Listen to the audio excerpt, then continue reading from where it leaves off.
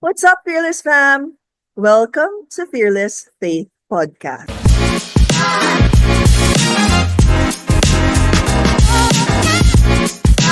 Together with me is our special guest, financial coach and co-founder of ABC Academy, a sales and negotiation training company. He is part of the CFL, Catholics for Family and Life Destined Band, playing drums but can also play the guitar.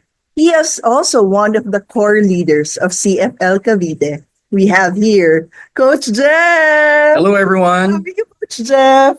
Nice Hello, to see hello, you. Sister Car. Thank you for inviting me here. Kamusta naman? Very, very excited for your show. Grabe, a lot of praises dun sa show mo.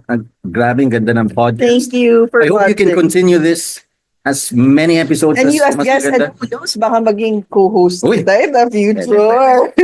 Yeah, But good. how's spending time with your friends and with the community? Kasi balita ko, galing daw kayong movie date. Yes, nanood kami ng Bar Boys.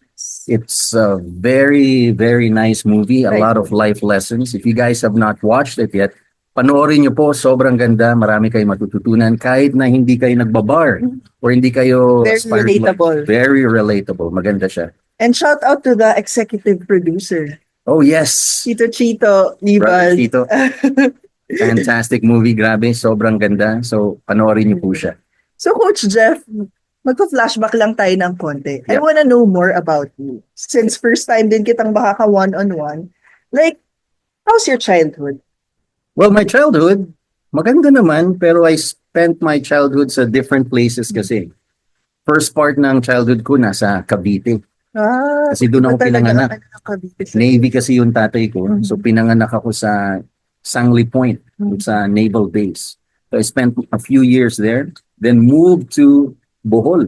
Wow! From So- Cavite to Bohol. So kasi yung tatay ko taga Bohol. Nanay ko Kapampangan. Mhm. Pero nagkita sila sa Cavite. Mhm. Wow. Pa naman. Grabe Small naman world. pala diba? yung love story. Oh, small world.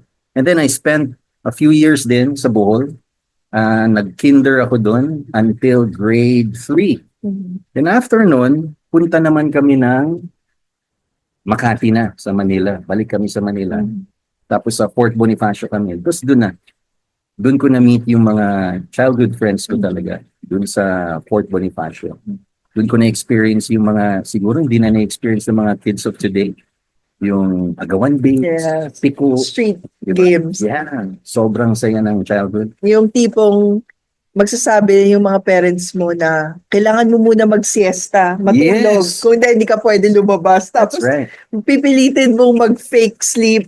Yes, fake yes. love. Na-experience mo rin yan, ha? Na-experience ko rin yun. Good. Tapos lahat ng mga bata nandun sa labas. Tapos yung tipong tatawagin ka ng kalaro mo, yung parang may yeah. experience pa rin yun. Parang, Tama. Sarado na tayo. That's right. Parang may kasi- kalapating hinahanap. Oo, usong-uso. Parang child psychology ata yan sa lahat ng mga bata. Yung talagang kahit ang... May pito pa sila na Meron. hindi ko kaya. Basta alam din ang tinatawag na nila yung kalaro nila at that time. Tsaka iba pa rin pag kumpleto kayong magbabarkada, di ba? Pag merong isang wala, kulang talaga. So Coach Jeff, kamusta naman yung student life mo? Kamusta ka nung high school, college? Ikaw ba yung tipong studios? Oh no. Grabe, nung kinder, tsaka high school, hindi talaga ako studious. As in talagang mahihain ako. I don't make friends easily. Grabe, In fact, very ironic oo, sa grabe, di ba? personality mo Kakaiba. daw. Iba talaga mahihain, tapos hindi ako masyadong mahilig mag-aral. Pasang-awa lahat. Magugulat ka talaga. Grade school, high school, pasang-awa lagi. Nung pagka-graduate ko ng elementary, lahat ng mga kapatid ko, plano ng parents ko sa private school. Ako lang yung nilagay sa public school. Maybe because Grabe. nakita siguro What's the nila experience? Yung na public school. iba. Iba yung Grabe yung experience. mga away yata dun. Meron din, pero Riot. doon ko rin nakikita yung resilience ng mga bata. Okay, that's good. That they May wanted mga to study. students. So, when I studied sa public school, grade 4, 5, and 6, so 3 years ako sa public school, maybe because inisip siguro ng magulang ko, hindi niya kakayanin sa Sa sa private. private school. Kasi nga, pasang-awa ako lagi. Tapos mahihain. So doon ako, Kabaliktaran. grabe, doon talaga ako nilagay. Pero nung nilagay ako doon ko rin nakita yung value nakikita ko yung mga classmates ko, pasok kami, nakachinelas, baha yung classroom, nag-aaral kami, naglalakad sila pauwi.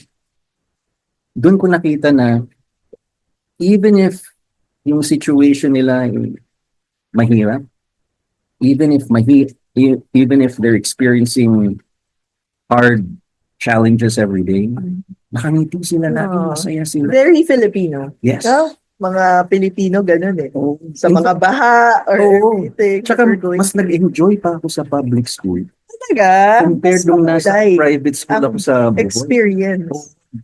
Pero nung nag-high school na ako, nilipat na ako sa Catholic school. Sa private school na. Pero doon bumalik ulit yung pagkamayan. It was an all-boys school, so siyempre may mga bullies.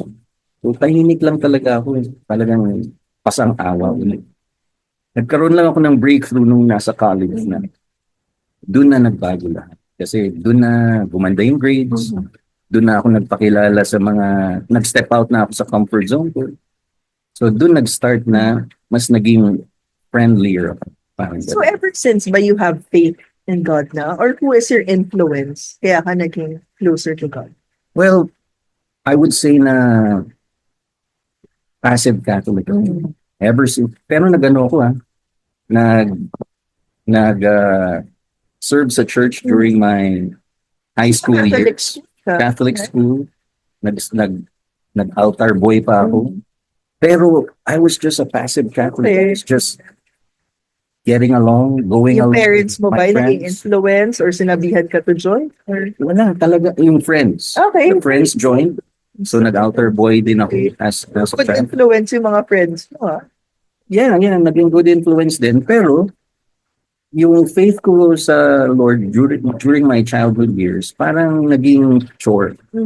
Hindi talaga siya yung masasabi mo na nararamdaman ko. Wala pang Holy Spirit at that time. Wala. So parang passive Catholic. Kahit na nag-Catholic school ako, even during college days, it was also a Catholic university, pero ganun pa rin. Passive. Lately ko lang talaga na-discover or na-rediscover yung love for Jesus Christ, love for the Lord. Nung nag-join na ako sa CFL, late bloomer ako, si Scar. Late bloomer talaga. For others, na-discover nila yung grade school. Meron akong friend sa Cavite, si Sisley. Childhood pa lang, na-discover na niya. Hey, grabe yung childhood pala. Grabe talaga. Kasi I would say sa akin, faith has always been there, pero not yung total surrender. Or maybe at that time because of your parents' influence. Pero hindi talaga parang kailangan mo umattend ng it feels like a chore attending Sunday Mass. In your case ba, kailan mo na-discover? Akin was fully discover when I was 2019. Oh, recently lang. To the point na kinailangan ko to go to Mass separately from my parents. Kasi gusto ko na hindi dahil sinabi nila. It was during the time that I joined the community. Gusto ko umattend ng Mass because I want to. It's my relationship between me and him. Not because na sinabi ng parents na mag-Mass. Pero what was your trigger point? Kasi meron yun lagi, di ba? It was my dad na gusto na talaga akong dahil wala na siya magawa sa akin. Sakit na ako sa ulo, relationships after relationship after relationship. Tapos it was just him when he said that, alam mo anak, kung wala na akong magagawa sa'yo, what you can do right now and what I can do as a father is to just let you join the community. And then I said yes naman right away. Ikaw, Coach Jeff, how do you think, when do you think, and how do you think that God is a part of your love story? Gusto ko malaman yung love story. Well, nandun naman ever since nung high school ako, lagi naman parang drawn lagi ako sa mga friends na strong yung faith. Siguro it was God telling me through friends na I'm here. I'm just waiting for you. Oh. Pero ako lang talaga yung hindi naman resistant pero masyadong passive. Mhm. Kasi nung high school ako, sinali nila ako sa Youth for Christ. YFC. Yeah, pero passive pa rin. Nagkaroon pa ng retreat. Pero you always expose yourself into the community, which is, Yeah, hindi ko alam pa. Kasi hindi yung ko mga, doon naman magsa-start yun eh. oh, kasi yung mga circle of friends, yun yung influence nila. Mhm. So nahahatak ako. Napupunta ako dun. Ganon din nung college. Ganon din nung, pero nung nag-start na mag-work, yung nahahatak ako sa mga different Christian groups naman. Maliligaw ka rin talaga eh. No? Yes. In-invite ako sa iba-ibang mga born again. And you're also curious din eh. Kung saan Curious mo din. mahanap talaga. Curious din ako kasi umattend ako ng service nila. Felt good. Yeah. Parang concert. Actually, Diba? kung hindi ko kakilala, Yeah. tapos yung first impression ko lang sa'yo, I would feel like you're a Christian more than Talaga? Catholic. So I've seen it. Nakikita ko lagi na, oh, it just feels good. Tapos may mga artista pa. Di ba? Kasi fairness with them, they're good speakers. So Yeah. that's one. And then second, they're good in some music. Yeah. And they always refer to the Bible. Mhm. Diba? Mga scriptures, memorize na yung Bible. So drawn. Pero nung every time na nagjo-join ako, again, because of friends, hindi ko talaga iniwan yung Catholic faith. I still go to church. Even if my friends would go to their service, I would join them. I would experience it. Pero wala yung up to the point na mag-convert to Christian, becoming born again. a born-again Christian You Protestant. still go back to your core, still which is go back. Catholic. Kahit na passive. Mhm. And people would always criticize Catholics. You know, Yeah. born again. I Bakit agree. ganito? But may saints, bawal Yes. dapat. Oo. And it's their way of encouraging you to go with them. Yeah. Kasi iko-question mo yung faith mo eh. I mean, Oo most, nga, no? Parang may mga That's ganun right. ka rin eh. and most Catholics hindi kayang ma-express why we believe in the Eucharist, why we believe in the Holy Trinity, why we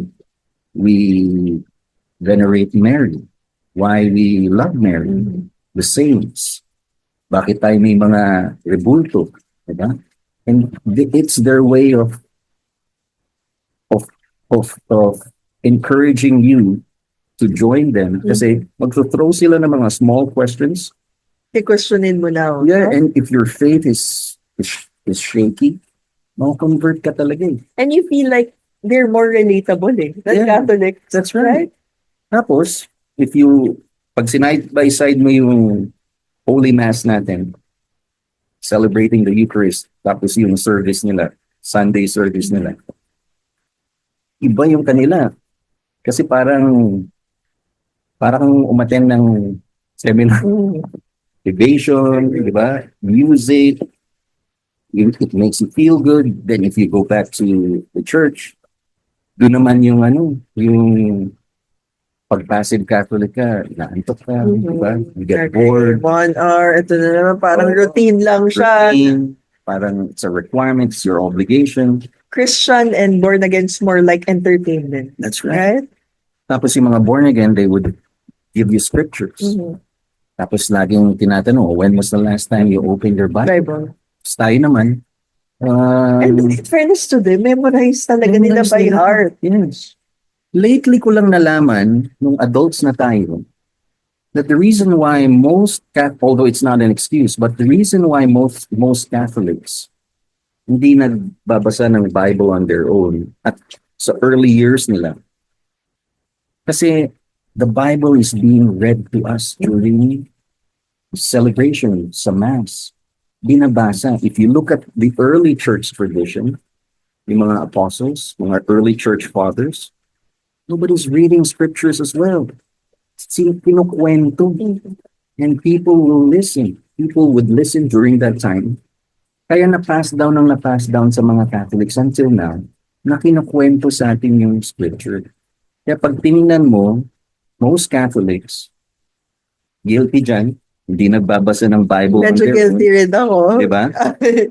Pero, if you think about it, binabasa kasi sa atin. So, in a way, nare-receive din natin yung Word of God when we attend church. Because that's the time, yung first reading, Yeah, second reading, when they read the gospel, you also get to know the Bible. Yeah. Yun nga Even the lang, responsorial sa... Oo. So, pero marirealize mo yan dun sa Kasi remember spiritual before nga, maturity. may third reading ko eh. Before. Yeah. Kaya, pag yung spiritual maturity mo, bata pa, or shallow pa, hindi mo ma-appreciate pa. Kasi, Agree. Kaya diba? nagulat ako na may mga, ano pala, na childhood pala, Yes.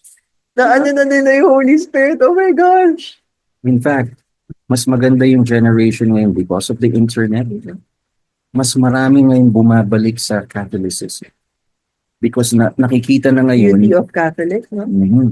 nakikita na kasi yung, yung early tradition ng Catholics, kung bakit meron tayong apostolic succession, bakit tayo nagsasign of the cross, bakit natin ginagawa yung Holy Mass, Holy Eucharist. the Holy Eucharist. So doon mo palang ma-appreciate because of the things that's happening now dun sa technology natin, na open yung information to more people.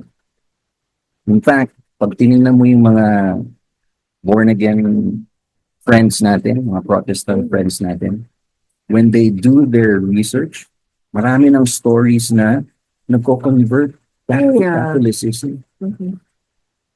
Diba? Ikaw, ba't hindi ka na-encourage mag-born again? Ay nako, growing up, yung parents ko, lagi nilang sasabihin na never go to those kinds of Kasi nga, parang maliligaw ka. Yun yung laging term nila. And another na sinabi nila sa akin, kapag mag-aasawa ka or magpapakasal ka or maghahanap ka ng partner in life, make sure na Catholic. Ganun So sila pag born again talagang ayaw nila. Siyempre, baka ako pa yung makonvert kaysa yung future husband, kunyari. Yeah. So mayroon ng reminder with May your reminder parents. growing up. Though I tried. Oh, I you did? tried actually once. Pero yung heart ko, I mean, okay, music, sige, pero hindi ko ma-feel. Parang may kulang. So I still go back to, I mean, I didn't go there because I'm gonna convert. Yeah. I was just curious during the time that I was in high school. And I invite ng mga schoolmates. So, sige, para mapagbigyan. Pero I know I'm just gonna do it once. And I never went back. So, maganda yung naturo ng mga parents. Yes. So another question, Coach Seth. Kamusta naman yung music ministry? Ever since ba mahilig ka na mag-guitar or drums? Nag-start ako mag-play ng music when I was in third year high school. My first teacher was my father. So, tinuruan niya ako how to play the guitar and I got hooked with music. So, doon ako nag-start learning guitar. Tapos my brother started learning drums. My sister started learning the bass. Galing. Pero- Family of musicians Oo. pala kayo. Pero yung dalawang siblings ko, napilitan lang. Kasi gusto ng tatay ko na meron din Group sila. na talaga. Oo, group. So, hindi sila nag-pursue. So, since merong equipment sa bahay, Family band na pala Oo. kayo nun. inaral ko rin yung ibang instruments.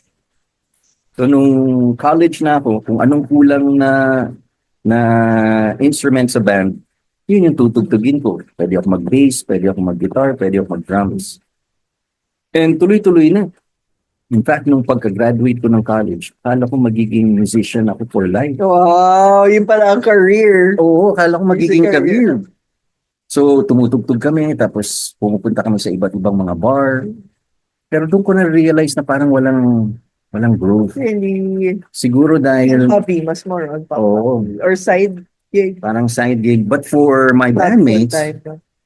for them, it's a job, it's a And you career. still continued up to now? The others went abroad and they still play.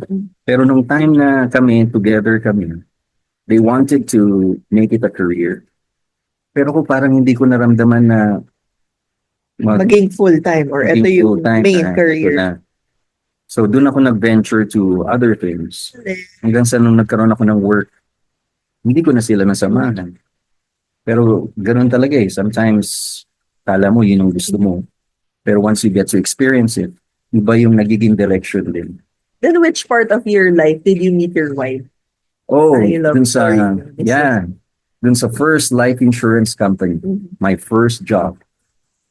So, nung nasa first job ko, I was there, dun ko siya unang nakilala. Isa siya dun sa mga siga.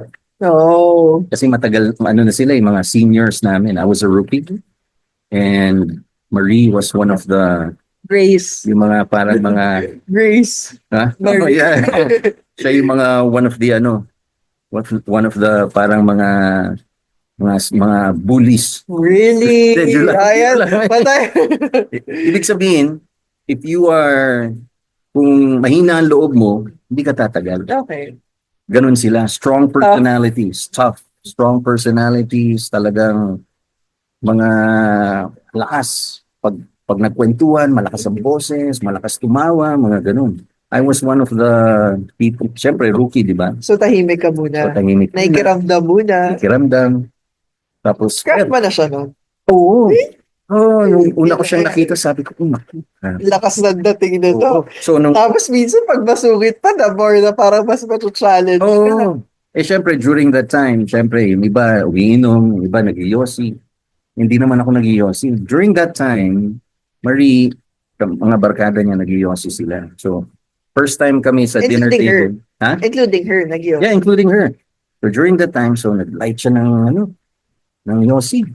So, sa isip ko during that time, sayang naman itong babae.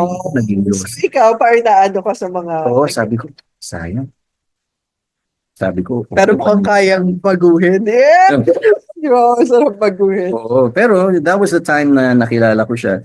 Tapos, nirereto niya ako sa best friend niya. Hindi sa kanya or style niya ba yun? Hindi, talagang Gusto niya sa best friend. kasi yung best friend niya, Tapos yun yung mga tipong kwento na kayo magkakadevelopan in the end. oo nga eh. Pero yun nga, nirereto nga ako doon. Tapos, nung nagtapat na ako sa kanya, sabi ko, sinabi ko na hindi siya yung gusto ko, siya yung gusto ko. Grabe. Tinawanan talaga ako, ang lakas ng tao. Good, ah. Oo, hindi talaga, akala niya nagjo-joke para lang maka-escape. Okay. That So, was... pero was since what then, you- yun na. And then how many years of marriage until you entered the community? And how was the experience like the first? Parang in-invite ba kayo, then you said yes right away, or mga nakailang invites ba? Ang na-invite talaga, si Sisley yung nag-invite kay Marie. Mhm. Kasi ang nag-organize, sila Brother Chito, Brother Tete, Sisley. So, in-invite si Marie. Siyempre, wala naman tayong choice. Okay. Ano ba yan? Sige, Yes, yes, sir. sama ka na lang. O, sige, sama. So, that was pandemic, 2020. Grabe din yung faith ng wife mo. Oh, kasi Sis Marie. siya ever since nung maganda kasi yung naging training niya dun sa nanay niya. Nanay niya kasi was part of Legion of Mary, yung childhood ng nanay niya. So, So, magkasama sila ni Sis Lay doon? And ni Apok, Brother Apok? ah, Para magkakasama sila kasi Yeah. medyo na fair. pero si Marie naman, strong na talaga yung faith niya ever since. Okay. Nung nakilala ko siya. Childhood din ba? Or hindi naman? I think Like, na strengthen yung faith niya because of that. So, siya yung nag-encourage din sa akin mag-rosary. Oh. So, every now and then. Pero hindi kami consistent during that time. Tapos nung nakilala namin yung CFL, hinila niya ako, sama ka dito. Ayoko ako lang. Okay. Tsaka Sino- couples eh. Kasi nung una sabi ko, ikaw na dyan, okay na, okay na. Pero napasama. Nung magkasama na kami, syempre yung first few sessions, we were there because we were invited. Yeah. Nahiya naman kami mag-quit na this is not for us. So we tried it.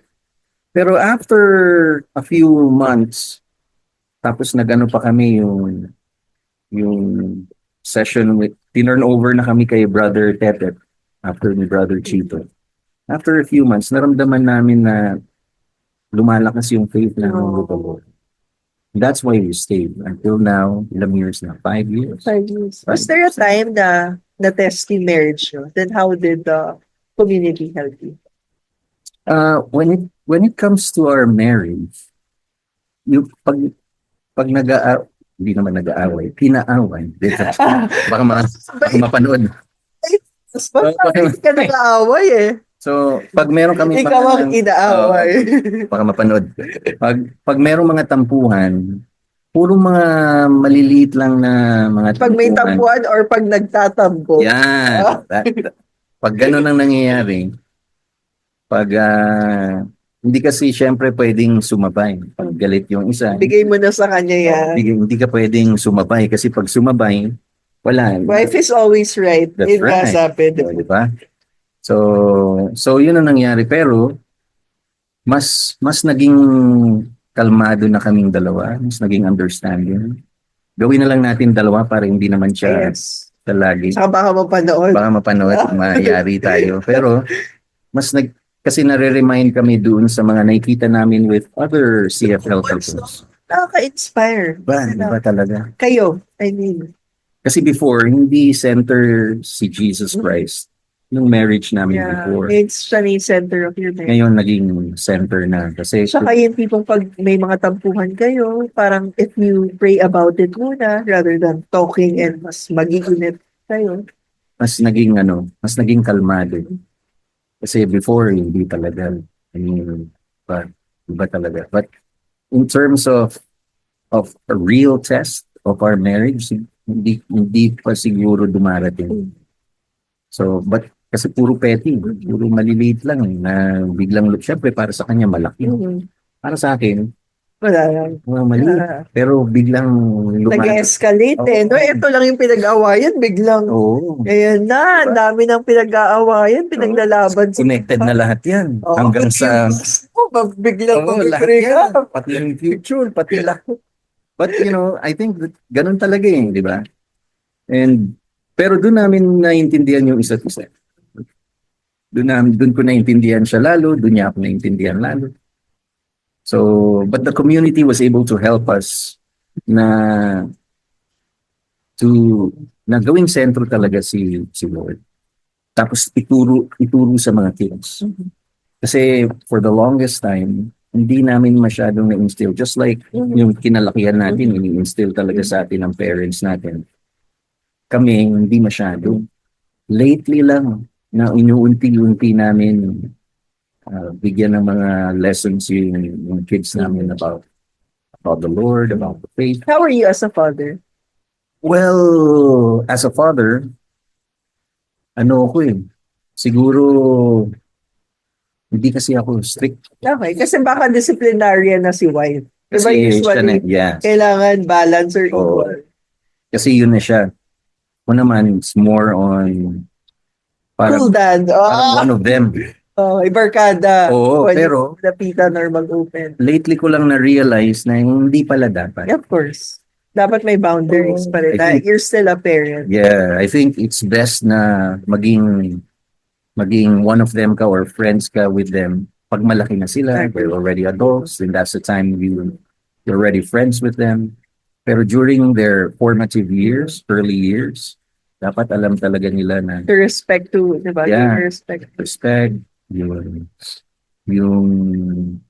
yung alam nila yung boundaries nila, alam nila yung So, doon din na-frustrate si Marisa. Okay. Kasi syempre siya, very strict. Tsaka dapat aligned Alam kayo eh. Kung syempre sa values and at the same time, ano yung pwede, do's and don'ts Yes. sa parenting para hindi magkaroon ng favoritism. Yeah.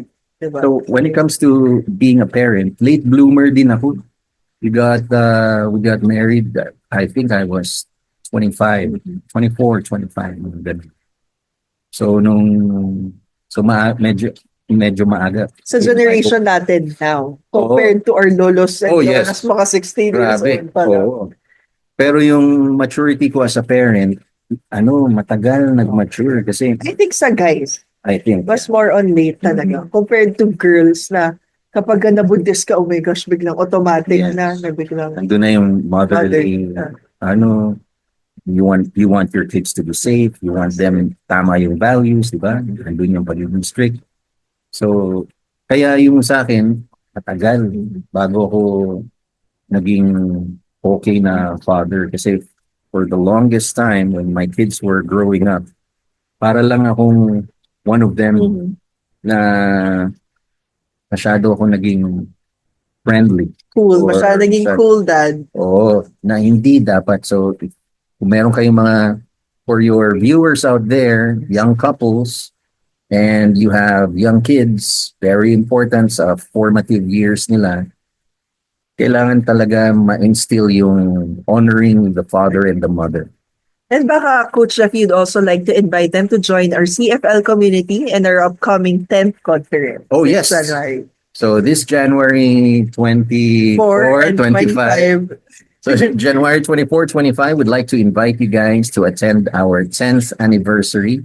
Magkakaroon kami ng CFL conference. Gagawin dito sa Manila, sa Quezon City, yes? Yes. So dun gagawin. Ipopost naman ni Sister Car yung details Right about after it. this video. That's right. So we highly encourage you to attend para you get to experience the celebration ng community on how we serve the Lord Jesus Christ. And at the same time, makita mo rin yung community, makilala mo kami lalo na iba ang Catholics. Thank you, Coach Jeff, and thank you for always sharing your time, talents, and Oh, treasure yes. to the community. Thank you so much, Sister Car. Thank you.